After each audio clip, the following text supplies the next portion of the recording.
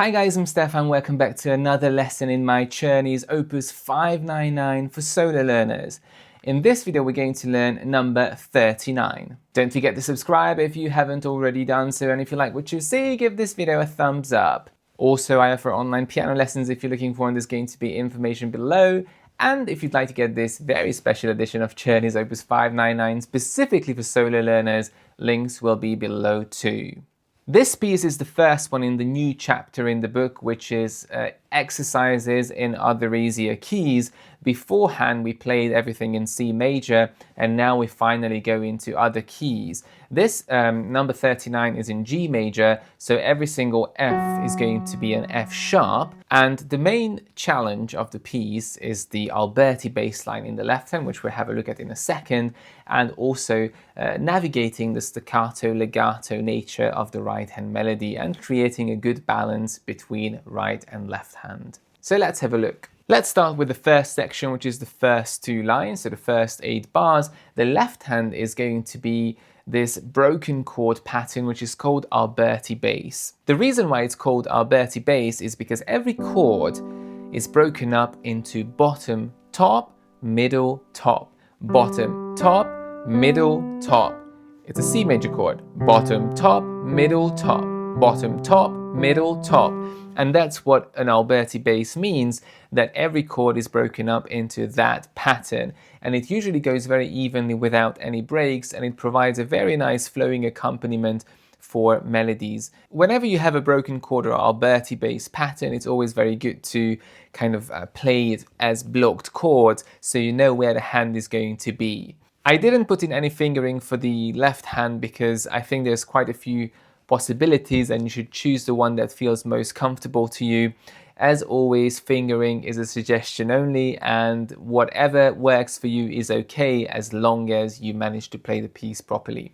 So the first chord is a G major chord, GBD, and then the second half of the first bar is a D7, ACD. So we have 2 beat chords, 1, 2, 3, 4, and then back to G, and then we have a D7 again, but this time with the F sharp.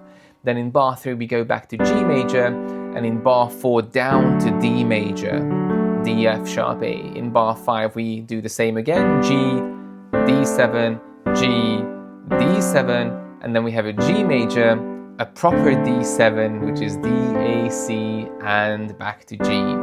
So really 2 chords all the way through, which is chord 1 and chord 5, 7. Now let's put in this broken chord pattern. The most important thing is to keep a very rounded hand shape, as you can see, and the wrist should feel very soft. As soon as you start tensing up in the wrist or the forearm, it's going to become uneven and tiring. So feeling this kind of almost a little bit of rocking rotational motion between the outer fingers, and playing with the fingertips so you get a very clean key attack. And don't hold on to any of the notes unless you want it for a special effect. Some people do that, don't do that, so just nice and clean notes. And as you can see, my wrist is very free, but I'm going nice and even. I'm not playing like this and other things that I've seen before. So evenly rounded hands, fingertips. Start very slowly and let the wrist move nicely with the melody. Let's go. 1, 2, 3, 4. 1, 2, F sharp. 1, 2, 3, 4. D, 2, 3, 4. Back to the G. 2, D7. G, F sharp. G, D, G. And finishing. And it's all 8th notes all the way through, so super easy to count. You can go 1 and 2 and 3 and 4 and 1 and 2 and 3 and 4 and, or you can go T, T, T, T, whichever works, but it's all the same note length, so there's not really any reason to count except when you put it together with the right hand. So let's see the right hand. As you can see, the right hand is made of staccato and legato notes. The quarter notes are going to be staccato, so very light and bouncy.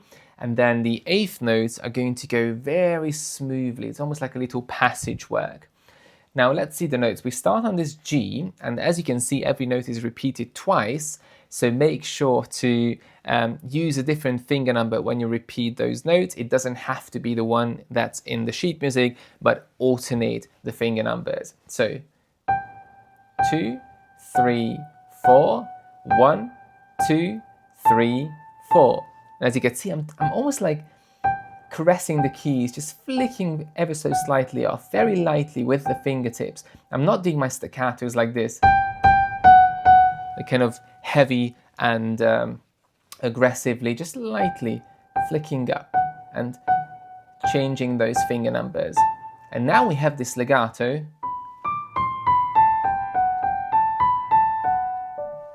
Resting on the D. Now when you have this legato, you need some wrist circles so that the arm and the wrist is going to move with the melody to create a beautiful legato phrase. And watch out for those crossings on the G, because you need to readjust. So 3, then 2, 3, and coming down in skips and resting on the D. You can do a little crescendo as you get to the middle of the phrase and round off as you approach the final note to make it more musical, even though it's a very, very simple phrase. Second line, almost the same, bar 5, 1, 2, 3, 4, 1, 2, 3, 4, and now we have skips, 1, 2, crossing over, 3, 4, and 1, 2, 3, 4.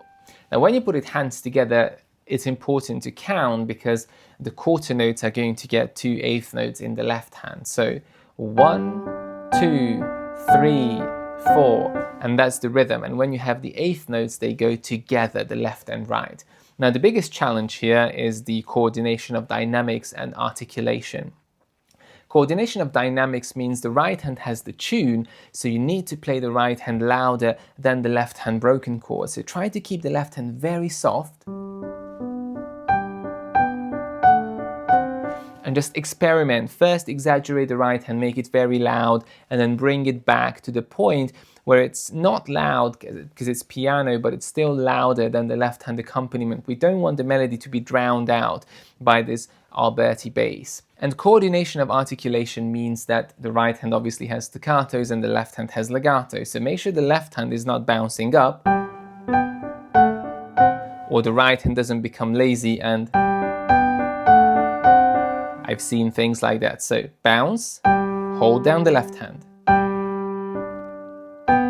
Left hand is connected. And once you can do that really slowly, then you can speed up. So let's go. 1, 2, 3, 4. 1, 2, 3, 4. And now they go together. And jumping down. And rounding off. Back to the second line. And now we have the skips. And D7 and G. And that's the first section. Second section is the exact same technique-wise, so I'm not going to repeat myself, just play the notes once. Left hand is going to move down to the secondary dominant, so an A major, which is the dominant of D major, which is the dominant of G major. So let's go.